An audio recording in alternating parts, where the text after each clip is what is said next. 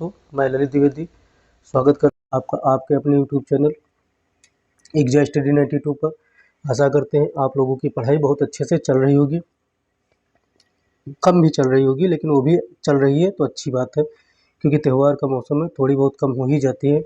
ये स्वाभाविक बात है, इसमें कोई टेंशन लेने वाली बात नहीं है कि 2-4 घंटे आप लोगों की पढ़ाई अगर हो रही है तब भी ठीक है। 2-3 दिन की आप लोगों को छूट मिल जाती है कि त्यौहार आ गए हैं, 2-3 त्यौहार लगातार पढ़ेंगे तो आप लोग पढ़ते रहिए, लेकिन थोड़ा बहुत पढ़ते रहिए। तो आज के वीडियो में आप लोगों को डिस्कशन करना है, यूपी जीके रिवीजन सीरीज चल ही रही है, आप लोगों को पता है। तो डिस्कशन क्या करना है, यूपी के पर्यटन एवं पर्यटक स्थल आप लोग को डिस्कशन करना है। यह आप लोग का पार्ट 1 है, क्लास 4 है, 3 क्लास ऑलरेडी यूट्यूब पर पड़ी हुई, आप लोग जाके जो इसको इंजॉय कर सकते हैं और आप लोग लाभ उठा सकते हैं। यह आप लोगों की 15-15 मिनट की 2 क्लासेस आएंगी आप लोगों की, जो आप लोगों का पूरा पर्यटन एवं पर्यटक स्थल कंप्लीट करवा देगा टू द पॉइंट। और आप लोगों के लिए एग्ज़ाम के लिए जितना ज़रूरी है उतना करवाया जाएगा, ज़्यादा इधर उधर की बातें नहीं की जाएंगी। तो यह ज़रूरी किस एग्ज़ाम्स के लिए ज़रूरी है यह वीडियो, तो यह यूपी में यूपी स्पेशल के क्वेश्चंस जिस एग्ज़ाम में पूछे जाते हैं उस एग्ज़ाम के लिए ज़रूरी है। अगर खास कर कहें तो यूपी SSC अपने 15 क्वेश्चन रखे हुए हैं, अपने हर एग्ज़ाम में 15 क्वेश्चन यूपी स्पेशल के रखे हैं, तो उसके लिए तो मोस्ट इम्पॉर्टेंट है। आर में भी 15 से 20 क्वेश्चन आते हैं, उसके लिए भी मोस्ट इम्पॉर्टेंट है। यूपीपी हो गया, यूपी SSC के सारे एग्ज़ाम हो गए, लोअर पीसीएस के जैसे कि हो गए, जूनियर असिस्टेंट हो गया, लेखपाल हो गया, सारे एग्ज़ाम्स। और आप लोगों का यूपी PCL में भी यूपी स्पेशल पूछा जाता है, तो उन सबके एग्ज़ाम्स के लिए यह इम्पोर्टेंट हो जाता है। पर्यटन एवं पर्यटक स्थल यह वीडियो और यूपी स्पेशल की सारी क्लासेस आप लोगों के एग्ज़ाम्स के लिए इम्पोर्टेंट है, तो आप लोग जाकर सारी वीडियोस को लाभ उठा सकते हैं और अपनी पढ़ाई को बूस्ट दे सकते हैं। तो आप लोग देर न करते हुए चलो स्टार्ट करते हैं आप लोगों की क्लास यूपी स्पेशल की पर्यटन एवं पर्यटक स्थल। यह आप लोगों का पर्यटन है, पर्यटन से संबंधित आप लोगों के कुछ पॉइंट हैं, तो वो पॉइंट पहले डिस्कशन किए जाते हैं जो मोस्ट इम्पॉर्टेंट है, बार बार रिपीटेड है आप लोग को एग्जाम के लिए। तो पर्यटन, राष्ट्रीय पर्यटन दिवस कब मनाया जाता है, ये आप लोग के लिए इम्पोर्टेंट है। 25 जनवरी को मनाया जाता है। कब? 25 जनवरी को मनाया जाता है। विश्व पर्यटन दिवस कब मनाया जाता है, तो 27 सितंबर को मनाया जाता है। तो ये याद रखना आप लोग को, राष्ट्रीय और विश्व। राष्ट्रीय पूछा जाएगा तो 25 और विश्व पर्यटन दिवस तो 27 सितंबर, ठीक है, ये याद रखना, बहुत इंपॉर्टेंट है। यूपी पर्यटन विभाग की स्थापना कब हुई थी? 1956 में हुई थी। ये आप लोगों का डायरेक्ट क्वेश्चन बनता है। यूपी पर्यटन निदेशालय की स्थापना 1972। Most of the favourite question examiner का है। तो चलिए आगे बढ़ते हैं। यूपी पर्यटन विकास निगम की स्थापना आप लोग की 1974 में की गई थी। कब की गई थी? 1974 में। तो मतलब ये और ये most of the favourite question है एग्जामिनर के यूपी स्पेशल में, बहुत बार पूछा गया है आप लोग का। मान्यवर काशीराम पर्यटन प्रबंधन संस्थान 1991 में स्थापित हुआ था, जो लखनऊ के चिन्हट शहर में, लखनऊ के चिन्हट में है। शहर क्या? शहर खुद लखनऊ है, तो लखनऊ में ही चिन्हट है, तो चिन्हट में ही है, ठीक है। और आप लोग का यूपी की प्रथम पर्यटन नीति आई थी 1998 में। इतना याद करने वाला है, बाकी कुछ याद करने वाला नहीं, लेकिन मेरा फ़र्ज़ है, वो मेरा काम है आप लोग को आगे की चीज़ें बताना। तो पर्यटन को उद्योग का दर्जा इसी में दिया गया था, प्रथम पर्यटन नीति का। अब ये पूछ लिया जाता है पर्यटन को उद्योग का दर्जा किस पर्यटन नीति में दी गई थी, तो प्रथम पर्यटन, यूपी की प्रथम पर्यटन नीति में दी गई थी, पर्यटन नीति में 1998 में जो की आई थी। 7 परिपथों का चयन किया गया था और सारे परिपथ मतलब 7 क्षेत्रों का चयन किया गया था आप लोग का। चलिए आगे बढ़ते हैं। नेक्स्ट पॉइंट आप लोगों का है 2001 में पर्यटन पुलिस का गठन हुआ था। पर्यटन पुलिस का गठन पूछ लिया जाता, कब हुआ था, तो 2001 में हुआ था। यूको पर्यटन नीति आई थी 2014 में, ये याद रखना, लागू हुई थी, वन विभाग के द्वारा लागू की गई थी। और विकास के इसमें था, क्या था, राष्ट्रीय उद्यान थे, विकास करना था राष्ट्रीय उद्यान का, वन्यजीव विहार का और पक्षी विहार का। तो चलिए आगे बढ़ते हैं। यूको पर्यटन नीति 2014 में आई थी, याद रखना। ग्रामीण पर्यटन नीति आप लोगों की 2015 में आई थी। ये बस इतना याद रखना, और बाकी इसमें याद करने वाला कुछ है नहीं। बाकी इतना याद करने वाला इसमें 1950 के पहले जितने भवन और इमारत थी उनका विकास करना था इस नीति में, ठीक, ग्रामीण पर्यटन नीति में। तो चलिए आगे चलते हैं। आप लोग का जितना भी ज़रूरी था उतना बता दिए, बाकी आप लोग नोट्स प्रोवाइड करवा दिए जाएंगे तो आप लोग पढ़ सकते हैं। और जाके टेलीग्राम को ग्रुप को जरूर ज्वाइन कर लेना, आप लोगों के लिए मस्ट है। उस पर आप लोग को अलग सी चीज़ें भी प्रोवाइड करवा दी जाती हैं, जैसे कि बुक्स की PDF हो गई, नोट्स की PDF हो गई, टेस्ट की PDF हो गई, प्रैक्टिस सेट की PDF हो गई। महत्वपूर्ण सूचनाएँ जो तुरंत दी जाती हैं, वीडियो नहीं बनाया जा सकता, वो आप लोग को दी जाती हैं। और जानकारी, सूचना चाहे जो सब कुछ इस चैनल पर मिलता है, तो आप लोग जाके ज्वाइन कर सकते हैं। बहुत बढ़िया चैनल है, आप लोगों के लिए बेनिफिशियल साबित होगा। तो यह आप लोगों का है। नई पार्टन नीति 2016 में आई थी, आप लोगों को पता ही है, जो तैयारी करते होंगे उनको पता होगा कि नई पार्टन नीति 2016 में लागू हुई थी। 18 जनवरी 2016 को मंजूरी मिली थी, 7 नए प्रपथ मतलब नए क्षेत्र का चयन हुआ था। तो कौन कौन से क्षेत्र थे आप लोगों के, तो ये आप लोगों को देखना है। हेरिटेज आर्क, जैसे आप लोग का हेरिटेज आर्क, तो हेरिटेज आर्क में पूछ लिया जाता है कौन कौन से शहर आते हैं यूपी के, तो आगरा आता है, लखनऊ आता है, वाराणसी आता है। दूसरा आप लोग का क्षेत्र था महाभारत परिपथ, ये इंपॉर्टेंट नहीं, सिर्फ याद कर लीजिए कौन कौन से परिपथ थे साहब। रामायण परिपथ था, एक जैन परिपथ था, सूफी परिपथ था, ठीक है। तो सूफी परिपथ दे दिया जाता है ऑप्शन में, सबको लगता है ये तो होगा नहीं, लेकिन था। स्वतंत्रता संग्राम परिपथ था, क्यूजीन कल्चर परिपथ था, ठीक है। हस्तशिल्प विशिष्ट व्यंजन संस्कृत केंद्र है, यह क्यूजीन एवं कल्चर परिपथ निर्माण किया जा रहा था। तो चलिए आगे बढ़ते हैं। आगे आप लोग का पॉइंट डिस्कशन कर दिया जाता है। आप लोग की जनजातियाँ, यूपी की जनजातियाँ एसटी है, जो सर्वाधिक एसटी आप लोग के सोनभद्र में पाई जाती है। कहाँ? सोनभद्र में पाई जाती है। और दूसरा बलिया आप लोग का, तीसरा देवरिया है। प्रतिशत के आधार पर, ये प्रतिशत के आधार पर है, सर्वाधिक एसटी प्रतिशत के आधार पर सोनभद्र में पाया जाता है, और दूसरा बलिया, तीसरा देवरिया है। न्यूनतम एसटी प्रतिशत के आधार पर आप लोग का है, बागपत में सबसे न्यूनतम है, कन्नौज में दूसरे न्यूनतम है, तीसरा न्यूनतम आप लोग का बदायूं है। तो याद रखना आप लोग, सर्वाधिक प्रतिशत सोनभद्र, बागपत न्यूनतम, ठीक है। यूपी के अयोध्या एवं जालौन में एक भी जनजाति नहीं है। तो किन दो जिलों में नहीं है? अयोध्या में और जालौन में आप लोग की एक भी जनजाति नहीं है, ये याद रखना आप लोग, ठीक है। 2011 में एसटी 2011 में एसटी कितने थे आप लोगों को बताना है। 11,34,273 थे एसटी, जो भारत का 0.57% था, ठीक है। आप लोग एसटी थे 11,34,273। मेल थे 5,81,083, फीमेल थे 5,53,190। लिंगानुपात आप लोग का 951 है। तो ये याद रखना आप लोग का, एसटी का लिंगानुपात 951 है। बहुत बार पूछा गया, तो फिर से पूछा जा सकता है, कुछ भाई नया पूछा जाएगा, लेकिन ये जरूर पूछ लिया जाएगा, ठीक है। लेकिन सब इम्पोर्टेंट है, आप लोगों को सब पढ़ना है। आर्टिकल 342 भी याद कर लेना है आप लोग को। 2003 में से पहले केवल 2 जनजाति थी, थारू और बुक्सा, ठीक है। थारू और बुक्सा 2003 से पहले। आर्टिकल 342 जनजातियों से ही संबंधित है। 2003 में 10 नई जनजातियाँ जोड़ी गई। 10 + 2 12 जनजातियाँ हो गई आप लोगों की। तो 12 जनजातियाँ। जनसंख्या में सर्वाधिक आबादी वाली जनजाति कौन सी है? थारू है।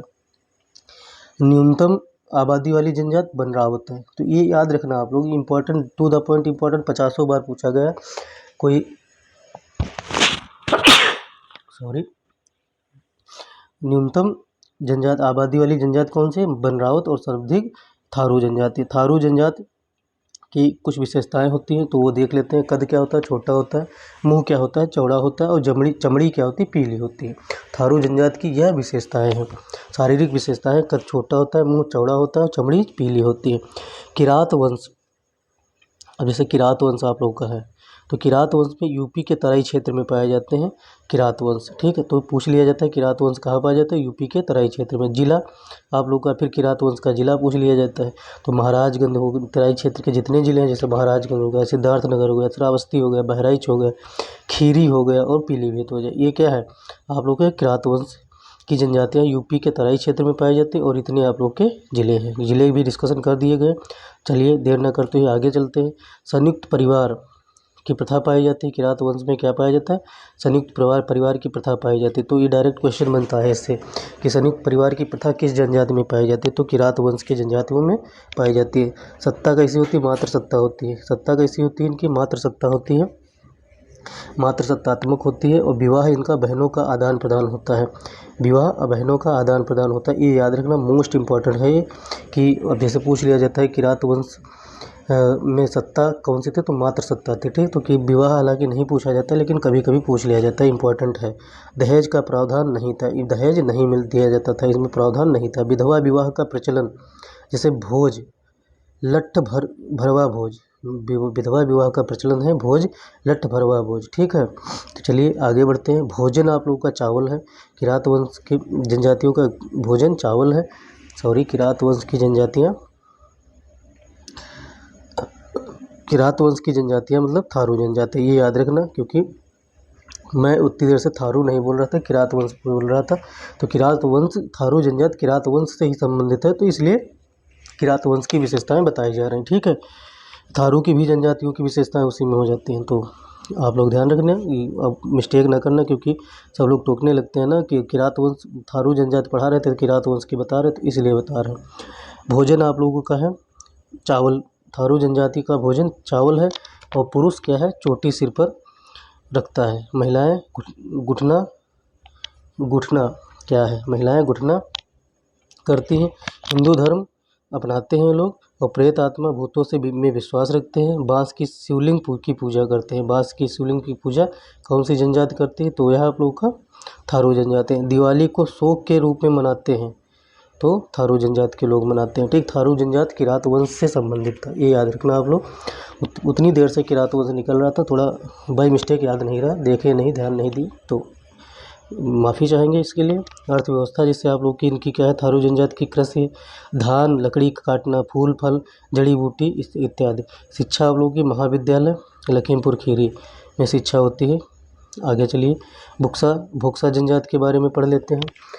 तो भोक्सा जनजाति आप लोग की पतवार राजपूत घराने से संबंधित है। भोक्सा जनजाति निवास इनका बिजनौर में है। कहाँ निवास, बिजनौर में है। भोक्सा जनजाति का निवास पूछ लिया जाता है, कहाँ पाई जाती है, बिजनौर में। पतवार राजपूत घराने से संबंधित है, ये भी इम्पोर्टेंट है। संयुक्त परिवार पितृसत्तात्मक क्या है, पितृसत्तात्मक इनका संयुक्त परिवार पाया जाता है, और पितृसत्तात्मक होता है। थारू जनजात मातृ सत्तात्मक होता है, और भुक्सा जनजात पितृसत्तात्मक होता है। इनका भोजन होता है मछली और चावल। थारू जनजात का क्या होता है, सिर्फ चावल, इनका होता है मछली और चावल, साथ में मछली ऐड कर लिया भुक्सा जनजाति वालों ने। विवाह इनका अनुबंध विवाह होता है, पति पत्नी से मुक्त होता है। ठीक है, अनुबंध विवाह होता है, जो पति पत्नी से मुक्त विवाह जो होता है उसे अनुबंध विवाह कहते हैं। अनुलोम प्रतिलोम विवाह का प्रचलन है। क्या है, अनुलोम प्रतिलोम विवाह का प्रचलन है इनका। धर्म इनका हिंदू है। क्या है, धर्म इनका हिंदू है। भाषा इनकी भी हिंदी है। वस्त्र पुरुष धोती कुर्ता का पगड़ी पहनते हैं, महिला लहंगा और चोली चुनरी पहनते हैं। ठीक है, तो ये याद रखना आप लोगों के लिए इम्पोर्टेंट है। माहीगीर जनजाति के बारे में बता देते हैं। बिजनौर के नाजिमाबाद में पाई जाती है माहीगीर जनजाति, बिजनौर के नजीमाबाद में। भुक्सा जनजाति भी बिजनौर में पाई जाती है, और बिजनौर के नजीमाबाद में पाई जाती है आप लोगों की माहीगीर जनजाति। धर्म इसका इस्लाम है। क्या है, धर्म इसका इस्लाम है। देखो आर की टेस्ट सीरीज जो करवा रहे थे वो थोड़े दिन 2-3 दिन बंद रहेगी, वो उसका अभी चालू नहीं रहेगी। ठीक है, माहीगीर जनजाति उसमें डिस्कशन की गई थी, तो बिजनौर में पाई जाती है। धर्म आप लोग का इस्लाम है। मछुआरा मछली पकड़ना और शिकार इनका काम है। उल्लेख इनका महाभारत में है। माहीगीर जनजाति का उल्लेख किस ग्रंथ में है, महाभारत में है। खरवार जनजाति को आप लोग को पढ़ना है, ये मोस्ट इंपॉर्टेंट है। निवास आप लोग का मिर्जापुर, सोनभद्र, बलिया, गाजीपुर, चंदौली, इसलिए इसका खरवार जनजाति का निवास नहीं पूछा जाता है, अधिकतर पूछ लिया जाता है व्यापार। तो खेर एवं कत्था का व्यापार करते हैं ये लोग, और धर्म इनका हिंदू है। नृत्य इनके कर्मा है, नृत्य भी पूछ लेते हैं। तो फसलों की बुआई और कटाई के समय में नृत्य होता है कर्मा। ठीक है, तो चलिए देर न करते हुए आगे बढ़ते हैं। भाषा क्या है, भाषा इनकी भोजपुरी है। तो आप लोग याद रखना, भाषा क्या है, भोजपुरी है। खरवार जनजाति की भाषा क्या है, भोजपुरी है। अन्य जनजातियाँ देख लेते हैं जो आप लोगों के ज़िले से संबंधित है। बस इतना इम्पोर्टेंट है, इतना जितना इम्पोर्टेंट है उतना ही कराया गया है। अगरिया जनजाति आप लोग के सोनभद्र में। सहरिया जनजाति भी सोनभद्र में है। सहरिया और अगरिया दोनों जो है सोनभद्र में है। पथरी जनजाति सोनभद्र में, बैगा जनजाति सोनभद्र में है। तो आगे बढ़ते हैं, बैगा जनजाति सोनभद्र में है। पराहिया जनजाति को कहाँ है, सोनभद्र की है। घुइया जनजाति आप लोगों की सोनभद्र की। अधिकतम देखेंगे आप लोगों को सोनभद्र में जनजातियाँ मिलेंगी। चेरो जनजाति आप लोगों की सोनभद्र एवं वाराणसी में, ये याद रखना आप लोग, इंपॉर्टेंट है। एक्सेप्शन आप लोगों के इंपॉर्टेंट होते हैं। तो आप लोगों की यह वीडियो फिनिश हो गई, और आप लोग यह वीडियो का देखकर लाभ उठा सकते हैं और अपनी पढ़ाई में ऐड कर सकते हैं। सबसे महत्वपूर्ण बात यह है कि आप लोग अगर चैनल को सब्सक्राइब ना किए हो तो चैनल को सब्सक्राइब कर लीजिए, बेल आइकन को ऑन कर लीजिए, और अपने दोस्तों यारों में शेयर कर दीजिए, जिससे आपके भाई का सपोर्ट हो सके और थोड़ा मोटिवेशन मिल सके, आप लोगों के लिए और भी क्लासेस प्रोवाइड करवाई जा सके।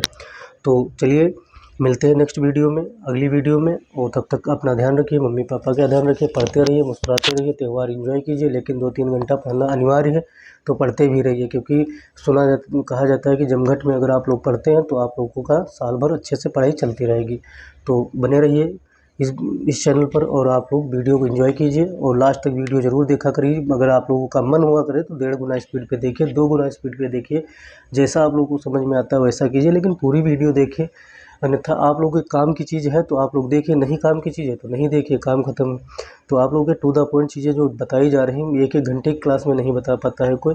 ये आप लोग धैर्य देकर अगर सुन लेंगे तो आप लोग का जो है काम हो जाएगा 15-20 मिनट में। तो चलो देर न करते हुए वीडियो की समाप्ति करते हैं। जय हिंद, जय भारत, वंदे मातरम।